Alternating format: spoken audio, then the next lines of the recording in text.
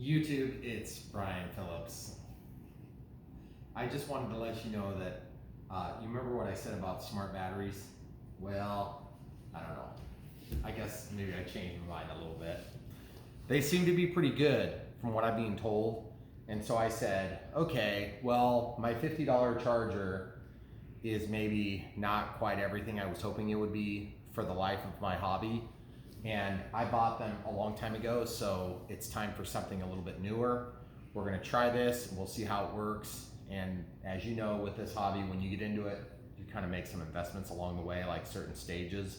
Like when you buy your first expensive transmitter, you're supposed to, I spent a lot on that thing, and I came from pretty much a free transmitter. This is gonna be a next big investment thing. And I wanna show you what I'm doing and how you can do it, maybe do it on a less expensive level and see if you can get the maximum benefit out of it, the maximum bang for the buck. And so I want to talk to you about the Spektrum smart charging system right now. Here we go. So obviously you can see we have a whole spread of stuff here. The reason I have a whole spread is because I wanted to see how they work without totally blowing the bank, because these things are expensive. They're way more expensive than what I'm used to using. This is a 2200 milliamp 3S 30C pack. So nothing special, right? Except that it's got the smart technology. So basically you've got this extra lead here that goes into the middle of what looks like an EC3 connector, but it's called an IC3. And then you've got your standard Hextronics balance charge lead. Okay? That's true among the whole lineup. This is a 4S 2200. You might notice that looks really small. I think it looks really small. It's very light. And this is a 30C. Now, if Horizon says it's 30C, it's probably 30C. If another brand says it's 30C, it's probably more like 15C. Excuse me. Had to sneeze there. Don't worry, no corona here. So this is a 6S pack. So that's 3200 milliamp. 30C. Of course, we're going to link to all this stuff just like we always do. If you buy this stuff from the links, it helps our channel. This is the 4000 6S. Now, keep in mind, even though these things are expensive, my hope is this, guys. I've had hundreds of batteries that are similar to this, probably not this expensive, but the thing is, when you have hundreds of packs, it's really hard to keep up on them. I mean, really hard, impossible. So what ends up happening is you've seen the spread now. We'll come back to this. You've seen the way I handle this stuff. I usually run, like 5 or 6 planes worth of batteries at a time because I'm always working on planes. So this is my old charger setup. There's nothing really wrong with this stuff. It's an inexpensive solution. It works well. It's worked for many, many moons. But at the same time, I've always wondered if it's really balanced charging things right. Then you get into little batteries like this, and you have such a wide variety of packs, sizes, charge rates, just like the JST end here. There's a million types of ends. And so that's the only issue I have with the smart charge system, is that you're stuck with this EC3 based configuration, which is the IC3. So I want to show you my solution for that. And if you're being held up by that same problem, this will help you jump over that hump. And maybe you can get into one of these setups and you can go with it yourself. So as you know, I usually have several batteries. Like for the Twin Otter here, I'm flying the Twin Otter on these 3000 milliamp 3S packs. These are 3340C. You can see that they're a little bit puffy. That's because I discharge them and I leave them charged. Okay, the smart packs are going to help solve some of your problems on that, but it is what it is. I don't always have time to charge them, so that's my problem. So what we're going to do is you pretty much kill the internal resistance in these packs when you do that. So you want to discharge them and put it in storage mode, which is 3.8 volts per cell. That keeps the chemistry the best it can be. You leave them at 4.2 volts and then they discharge slowly over time, then you just kind of ruin them. So anyway, this is what I've done. I made a variety of different adapters. These are super easy. You can probably buy them from Horizon too. But I use XT60 on a lot of planes, and so I need to have these EC connectors. Now, a lot of times what I'll do is I'll either cut off the end in the airplane and I'll put an XT60 on the end. If it came with an EC3 female or an IC3, then this is a 5 actually, then I will just put my XT60 on the end. Well, in this case, what I'm going to do is I'm going to start flipping that around so that when I have these nicer packs, I can use them interchangeably in the planes. So let's start with the lineup here real quick, and we'll show you how I'm going to solve the problems. Okay, first of all, if you go with these lesser expensive options, you've got this S1200. This is a DC smart charger. Now, of course, it says a DC smart charger for a reason. That means that you have to have an external power supply, or you can actually use another smart pack. Now, you don't have to use a smart pack. You can use a regular pack, but you have to build yourself an adapter. An adapter would look something like this. In this case, this is an XT60 in, and then an EC3 out. Okay, so this is the Spektrum solution for that. It's a 30 amp power supply, very robust. It's got a knob with a very simple output for the voltage that's coming out here. It's got these nice banana jacks. So you can wire your plugs in hardwire, or you can use banana jacks, which is really nice, banana plugs. Okay, so when you get one that says DC, you have to get the power supply that goes with it, or you have to assume you're gonna pretty much charge up a big pack at home, bring it to the place, you can plug it in. I'll just show you right now. You've probably already seen this before, or you know, because even some of the older chargers would use a battery. So obviously you're not gonna use this, okay? So that's the other thing you gotta be thinking about. You're gonna have to have adapters. This is just an adapter I built today from EC5 to EC3. You'll notice that there's a little pin shooting through the middle. That little pin, watch what happens to it. It just misses the plastic, see?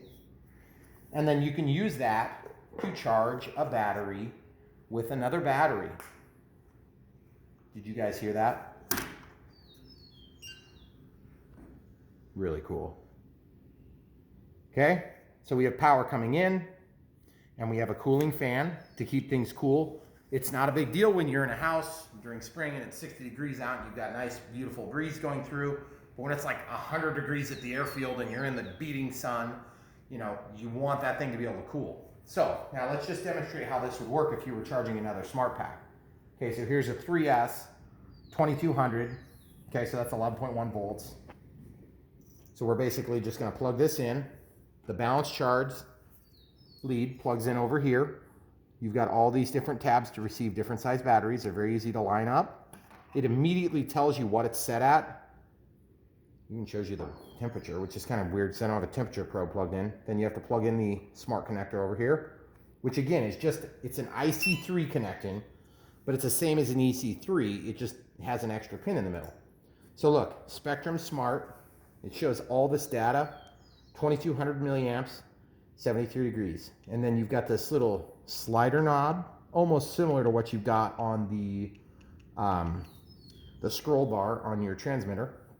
It immediately shows you your cell charges. So I charged these earlier, which was stupid because I couldn't show you on the video.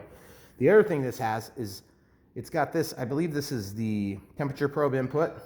And then I believe on the bigger ones, they have a USB port, which is super nice because that's a 2 amp output at 5 volts. So basically you set that up. I want to charge, so I press that little button, and then it's immediately already pre-configured with the smart packs, which is super nice. It's going to tell you the battery type, the voltage, the cell count, which is usually pretty obvious if you know what you're doing. Then the current is 5.5 amps. Now that might have been my last charge cycle. This says 6.6 amps is the max charge rate, which is 3C.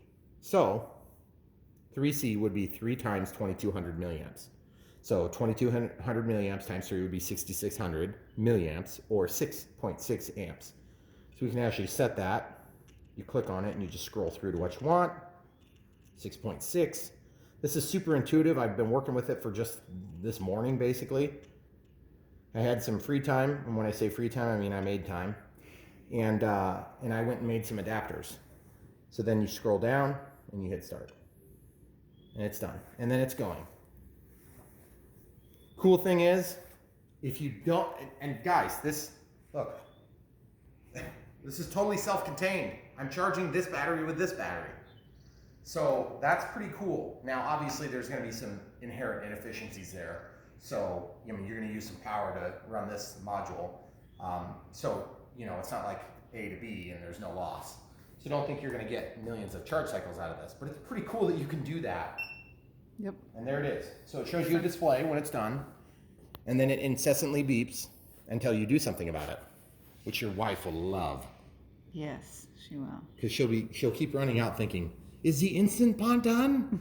Is the dishwasher done?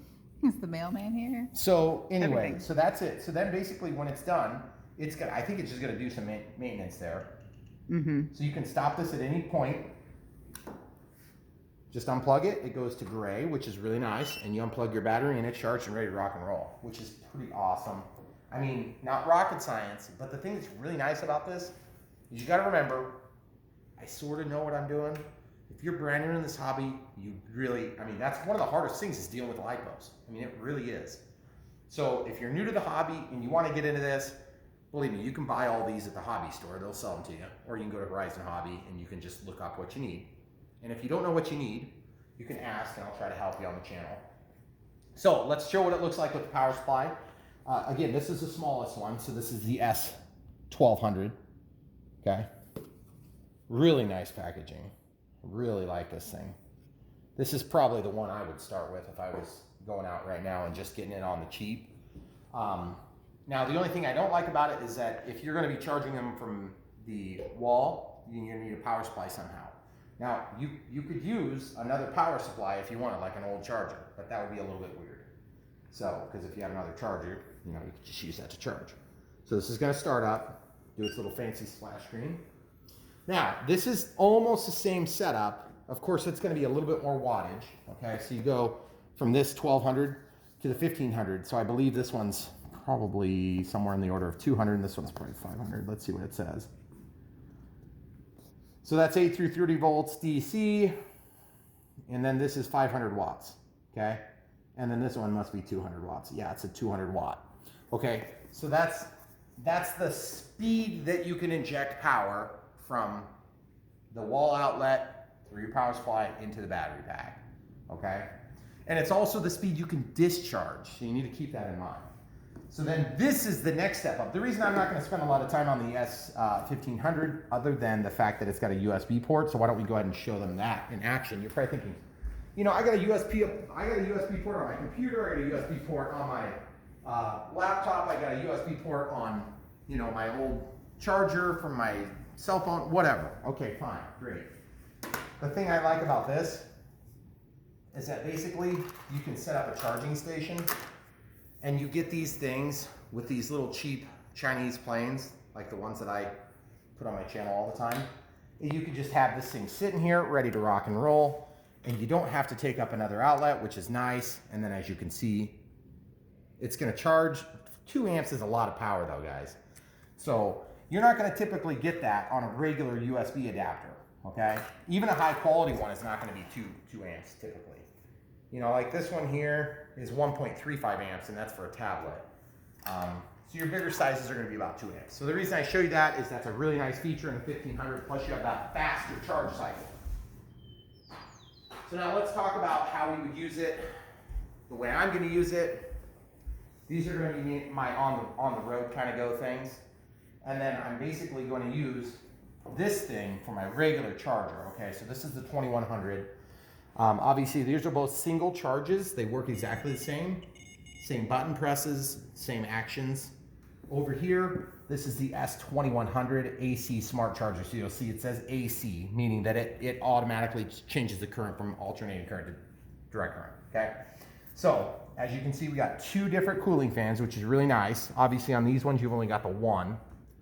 I mean, one is great. I mean, you got your cooling fans on those little cheap Chinese ones, but I don't think they do anything, so. 2 cooling fans. Oh, cool. Look at that. It's got the Spektrum symbol on there. Same USB port, temperature probe input. And then on the bottom, we got these nice sticky feet. Nothing real special there.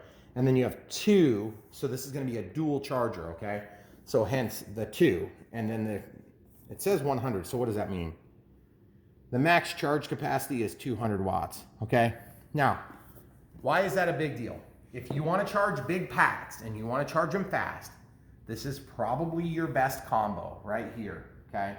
Because you can charge fast with this. Then you can take this to the flight park and you can actually charge on site, which is really nice.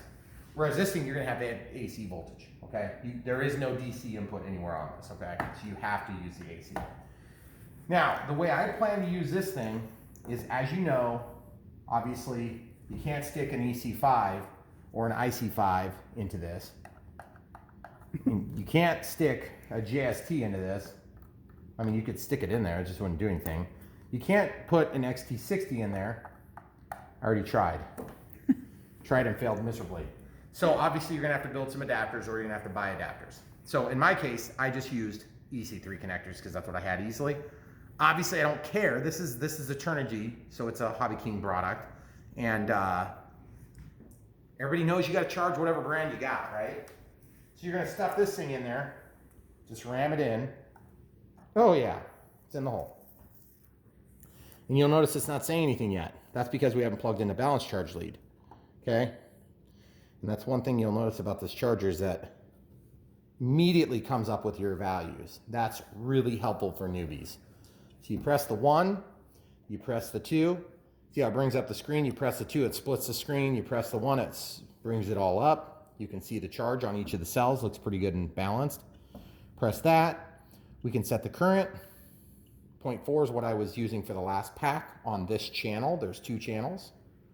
Okay, so this is a 330 through 40C, 3 amp, okay? So you could charge this conservatively at 1 C rate, which would be 0.3 amps. So you just click on that, and you scroll down, okay? Of course, you could go a little bit faster on this pack too. I usually charge at about half rate when I'm charging and I'm not in a hurry. So 1.5 amps. It is definitely a 3S, and I want each cell to go to 4.2 volts. Okay, I don't know if we can modify that. Oh wow, you can. That's really cool. So basically I'm okay with 4.2. Can I change that? What the heck, you can change it. That is awesome. I didn't know you could do that. Okay, so 4.2. And then you go to start, and there it's going.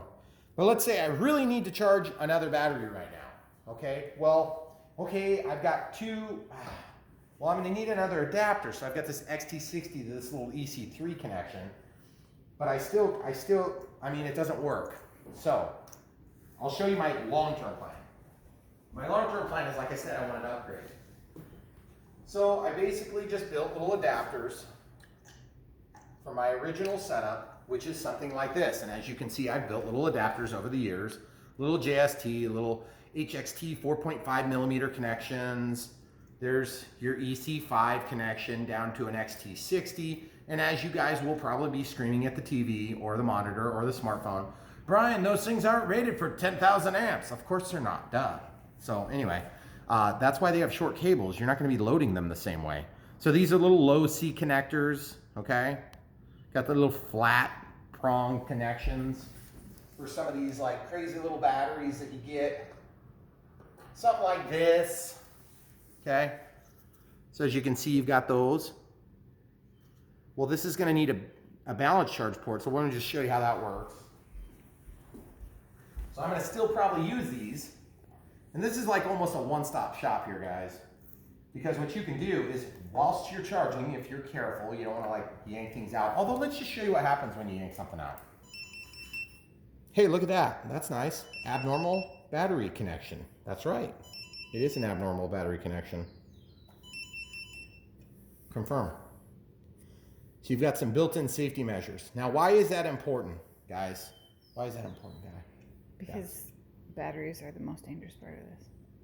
That is probably true, actually. You've picked up on one thing I said during this video. Thank you. So, XT60. I'm going to use an adapter instead of the banana jacks. So that one's done charging, guys. Fast charge done, it says. So we'll stick this in the other hole. Oh yeah, buddy, got her in there.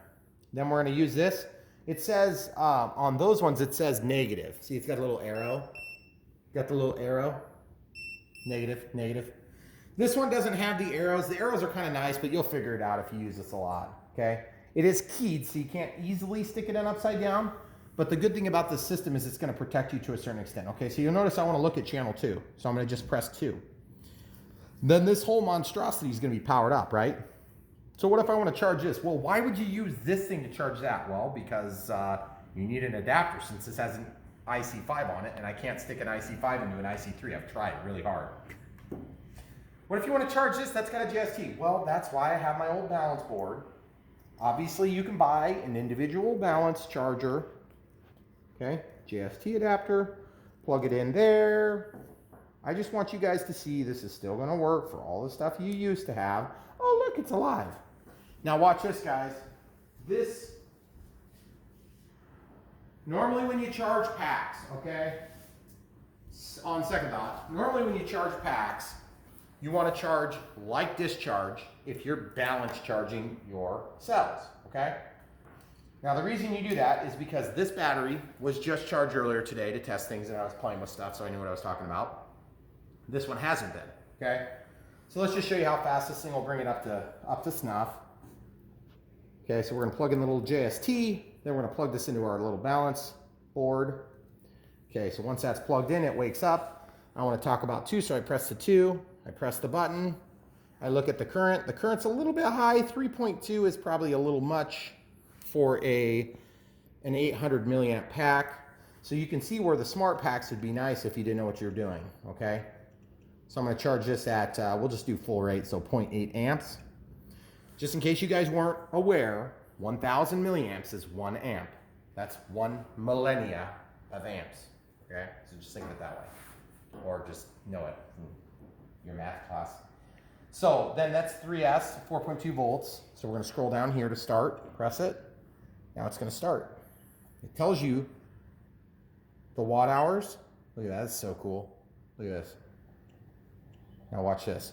Eventually, it's going to bring up your megohms of resistance, which is the internal resistance of the pack. Okay, so internal resistance, of course it's done, so I never really even had it on there long enough to see the internal resistance.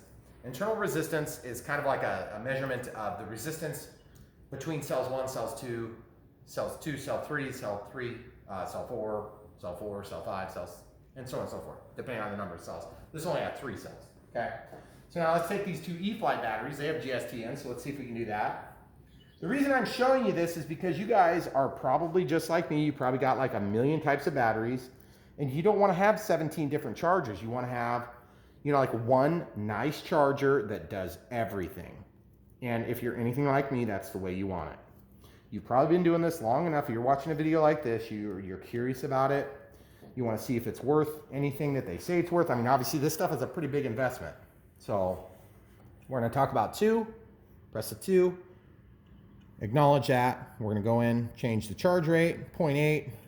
These are 800 milliamps each, so we're going to change that to, we'll just go up to 1.6 amps, which would be 1C. This is capable of up to 3C maximum charge rate, by the way, 3C maximum charge rate. So you could do that times 3. So what would 3 times 1.6 be? I don't know. I didn't learn that in math. Me neither.